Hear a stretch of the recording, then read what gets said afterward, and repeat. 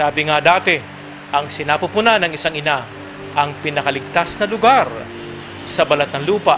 Ngunit ngayon, ito yata ang pinakamapanganib na lugar, ang sinapupunan dahil nga sa napakaraming aborsyon sa Pilipinas.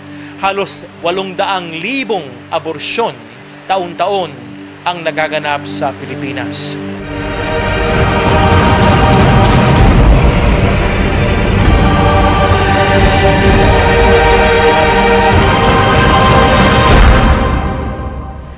Ang Santa Iglesia ay tumututol sa aborsyon, lalo-lalo na ang direct abortion o ang pagpapalaglag ng buhay sa sinapupunan ng isang ina. Ito po ay labag sa utos ng Panginoon. Ang buhay ay sagrado. Ang buhay ay galing sa Panginoon. Tayo ay katiwala lang ng Diyos.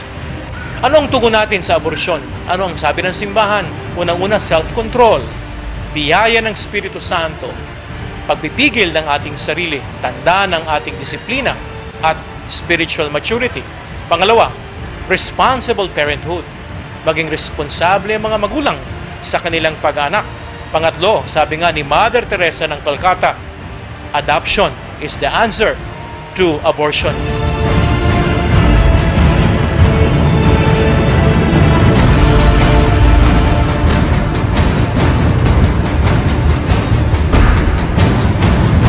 May mahalagang panukala ngayon sa Kongreso ni Congressman Roy Logoles na tinutulak ito pong rights of the unborn. Suportahan po natin yan bilang pagpapahalaga sa buhay na banal at sagrado na biyaya ng ating Diyos na buhay.